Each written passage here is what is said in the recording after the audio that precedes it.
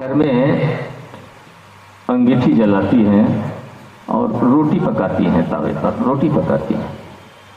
मैं बैठ करके देखता हूँ कि मोटी मोटी टहनियाँ बहुत देर तक जलती है और छोटी टहनियाँ बहुत जल्दी जल जाया करती है। तो मैं छोटी टहनियाँ सदृश हूँ, मैं कब जल जाऊँगा पता नहीं, इसीलिए मैं सत्संग में आ जाता हूँ। बोलिए प्रेम से श्री सद्गुरु महाराज की जय।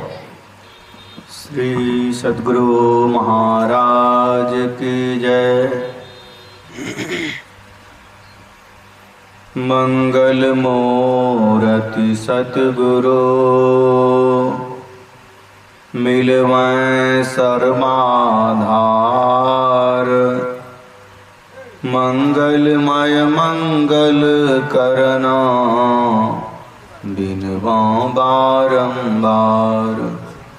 जयति जयति श्री सद्गुरु जोड़ी पाण युग पद धरा।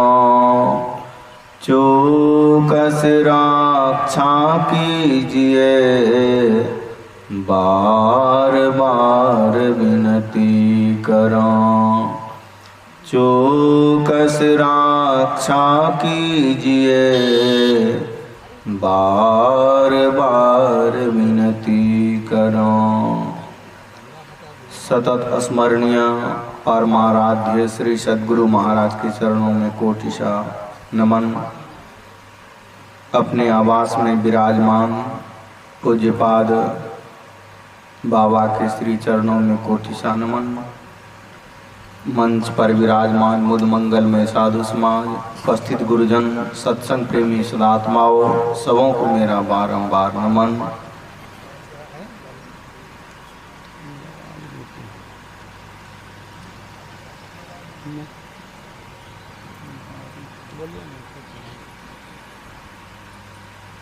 सुन रहे थे अभी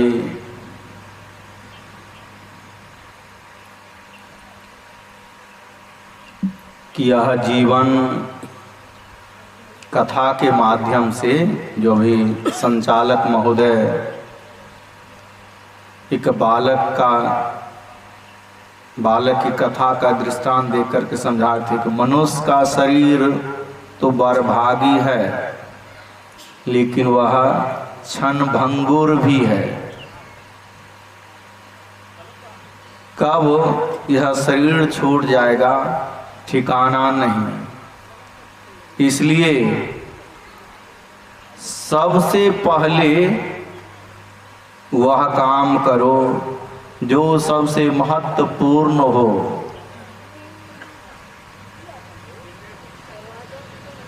संत पलटू साहब की वाणी में है कि भजन आतुर कीजिए और बात में देर, और बात में देर जगत में जीवन थोड़ा। मानुष तन धन जात गोर धरी करो निहोरा। कांच महल के बीच पवन एक पंछी रहता। 10 दरवाजा खुला उड़न को नित उठी चाहता। भज लीजिए भगवान याही में भल है अपना।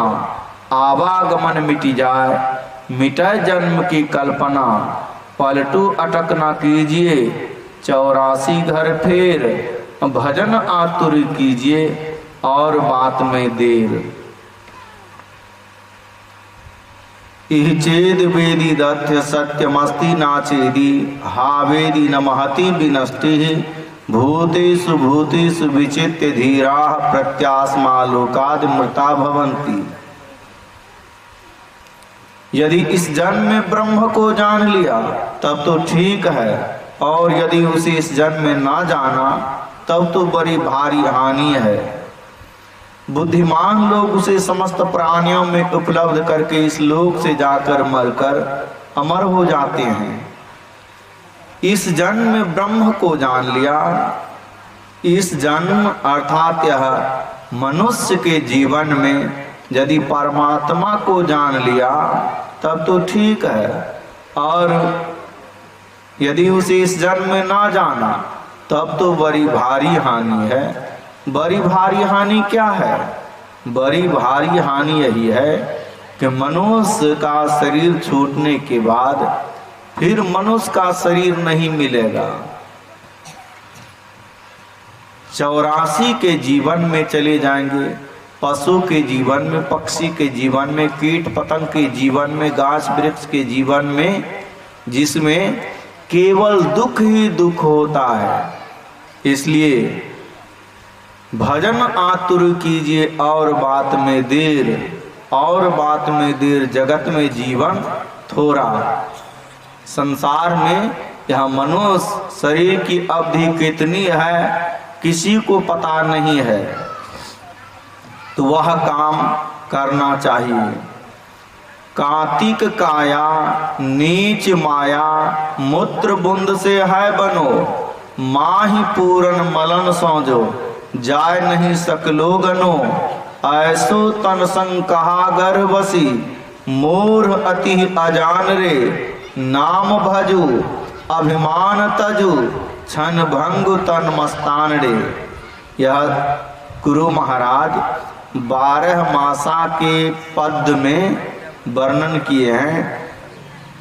कार्तिक मास के वर्णन में कार्तिक काया नीच माया, काया मतलब यह शरीर, नीच माया यह किससे बनी है? मूत्र बूंद से है बनो। मूत्र जैसे अपवित्र रजवीर्य के बूंद से इस शरीर का निर्माण हुआ है।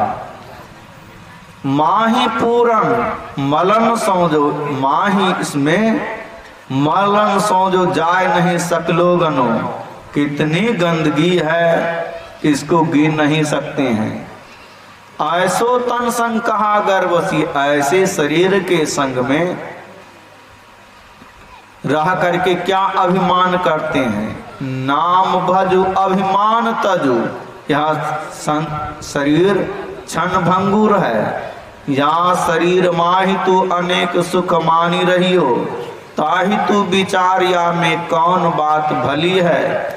मेद मज्जा मांस रग रग में रक्त भरियो, पेटहु पिटारी सी में ठौर ठौर मली है। हारन के नयन नाथ, हाथ पांव सो सब हारन की नली है। सुंदर कहत भीतर भंगार भरी, ऊपर से तो कली है। यह शरीर देखने में बहुत सुंदर लगता है, लेकिन इसके भीतर में क्या है? मल मूत्र, अपवित्र से अपवित्र चीज इसमें है। लेकिन ऐसे शरीर में रह करके अभिमान करते हैं। इसमें विशेषता एक काम कर लेने से है कि यदि आप इस शरीर में रह करके शरीर और संसार से ऊपर उठने का काम करते हैं, जन्म मरण के चक्कर से ऊपर उठने का काम करते हैं, तब इस शरीर की विशेषता है। नहीं तो भोजन करता है, संतान उत्पन्न करता है, सोता है, भय पशु को भी होता है, और मनुष्य इतना में ही है, तो फिर मनुष्य वह मनुष्य नहीं है। आहार निद्रा भय मैथुनंच, सामान्य में तत्पशुभिर नरानाम, ज्ञानम नरानां मधुकं विशेषो, ज्ञाने नहीं ना पशुभिर समाना। आहार भोजन करना, निद्रा सोना, आहार निद्रा भय। अब कोई संकट आ जाए तो भय होता है, मनुष्य को भी होता है तो पशु को भी होता है, डर लगता है। और संतान उत्पन्न करना, संतान पशु भी करता है उत्पन्न और मनुष्य, लेकिन विशेष काम क्या है? ज्ञाने नहीं ना पशु भी। जिस मनुष्य में ज्ञान नहीं है वह मनुष्य मनुष्य नहीं है, वह पशु तुल्य है। तो ज्ञान तो सबको कुछ ना कुछ न है, पशु को भी कुछ ना कुछ ज्ञान है, लेकिन कौन ज्ञान है? संसार में भोजन उपार्जन का ज्ञान पशु को भी है, संतान उत्पन्न करने का ज्ञान पशु को भी है, पशु पक्षी भी सब करते हैं। यह मनुष्य भी इतना ही है, तो उस मनुष्य को मनुष्य नहीं कहा जाएगा। एषां न विद्या तपो न दानव न चापि शीलम गुणो न धर्मः ते मृत्यु लोके भुवि भारभूता मनुष्य रूपेण मृगाश्चरन्ति। एषां न विद्या, जिस मनुष्य में विद्या नहीं है, एषां न विद्या तपो न दानम, जिस मनुष्य में तपस्या नहीं है, दान करने की प्रवृत्ति नहीं है। एषां न विद्या तपो न दानम न चापि शीलम, शीलता कहते हैं सच्चाई और नम्रता के साथ जो व्यवहार होता है उसे शीलता कहते हैं। ना चापि शीलम गुणो न धर्मः ते मृत्यु लोके भुवि भारभूता, वह मर्तलोक में भुवि भारभूता, धरती पर का भार है। मनुष्य रूपेण मृगाश्चरन्ति, मनुष्य के रूप में पशु ही विचरण करता है। यहाँ भगवान श्री राम कह रहे थे कि बड़े भाग मानुष तन पावा, मनुष्य का शरीर जिस जीव को मिलता है वह जीव बहुत बहुत बरभागी है, और जिस जीव को मनुष्य का शरीर नहीं मिलता है तो वह भाग्यहीन है। लेकिन मनुष्य का शरीर मिला, लेकिन मनुष्य शरीर मिलने के बाद जो मानवोचित कर्म नहीं करता है तो वह अभागा मनुष्य है। रामचरितमानस में ही भगवान शिव की वाणी है, सुनहु उमा ते लोग अभागी हरि तज होई विषय अनुरागी। हे उमा सुनो, वे लोग अभागे हैं, बरभागी नहीं हैं, या कई छोटे भाग वाले हैं जो परमात्मा को छोड़ करके विषयों से प्रेम करते हैं, विषयों में आसक्त रहते हैं। सुनहु उमाते लोग अभागी हरि तज होई विषय अनुरागी। और रामायण में अभी सुन रहे थे, बड़े भाग पाइये सत्संगा बिना ही प्रयास होई भवभंगा। जिसको मनुष्य का शरीर मिला तो बरभागी तो हैं, लेकिन पूर्ण बरभागी नहीं है। जिसको सत्संग नहीं मिला है वह पूर्ण बरभागी नहीं है। जिनको सत्संग मिल गया वह और विशेष बरभागी हैं, और जिनको सत्संग नहीं मिला वह पूर्ण बरभागी नहीं है। अब केवल मनुष्य का शरीर मिल गया, अब कुछ करना नहीं है, ऐसी बात नहीं है। करने के लिए ही तो कहा जाता है। लेकिन मनुष्य का शरीर मिला, अब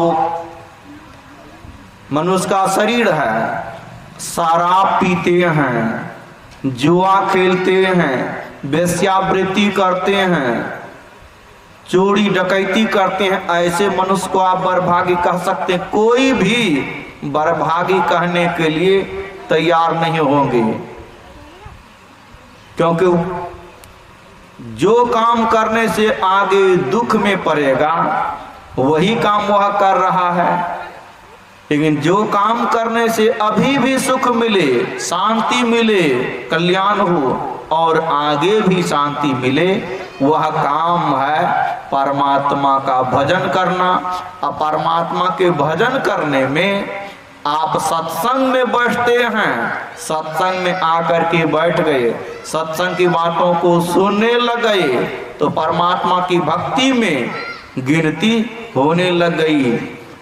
प्रथम भगति संतन कर संगा, दूसरी रति मम कथा प्रसंगा।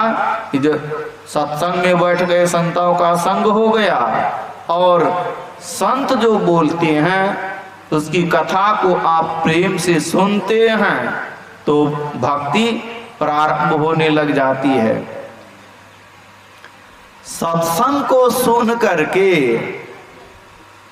जो काम नहीं करने, निषिद्ध कर्म है उसको त्याग करके, और जो काम करना है उसको सीखने के लिए गुरु के पास जाते हैं, गुरु से दीक्षा लेते हैं, तब और भाग बढ़ जाता है।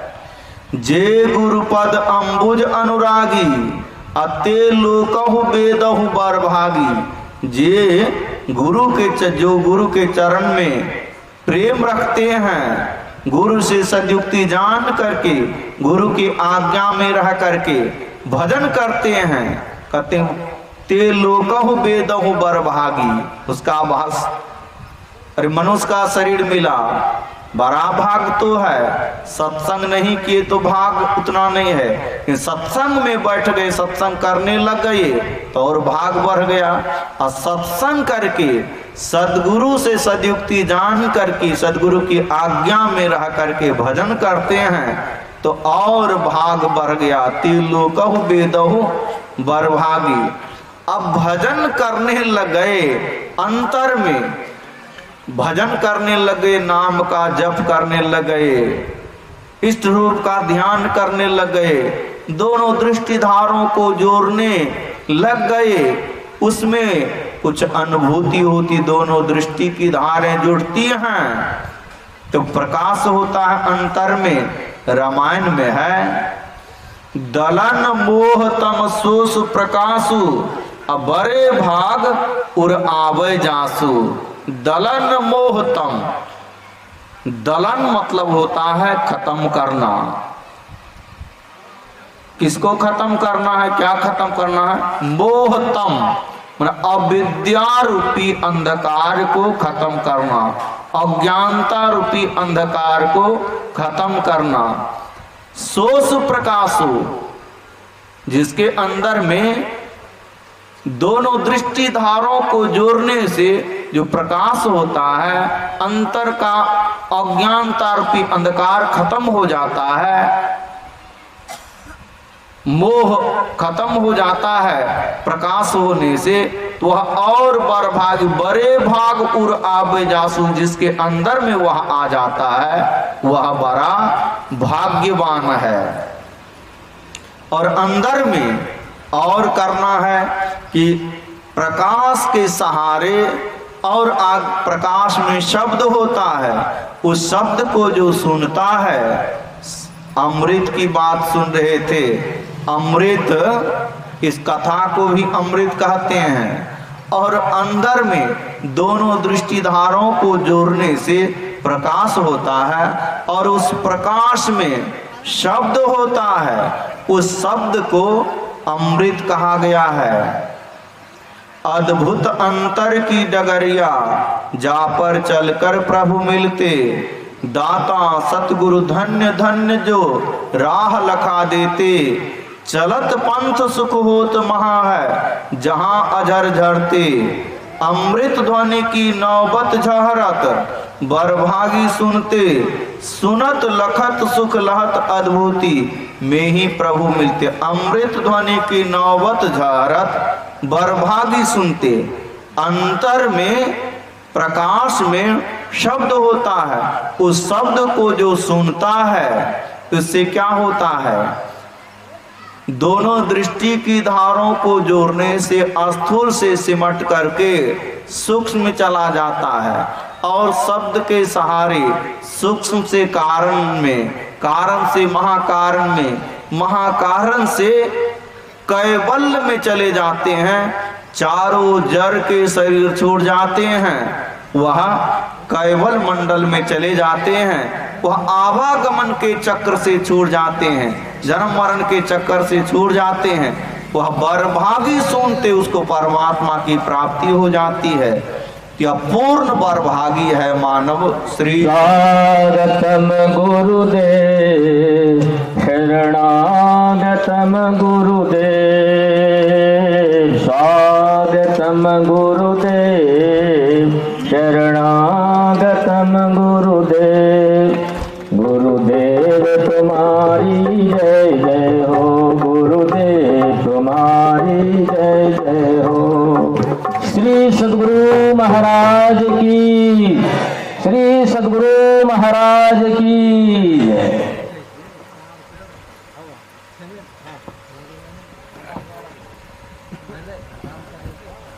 कहा जाता है कि फलों के रस को जैसे जूस कहते हैं, फलों के रस को जैसे जूस कहते हैं, और सदगुरु का जयकारा जो न लगाए उसे कंजूस कहते हैं। बोलिए प्रेम से श्री सदगुरु महाराज की।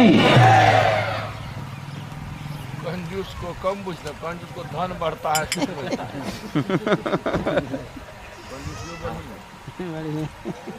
सत्संग में काम आवे।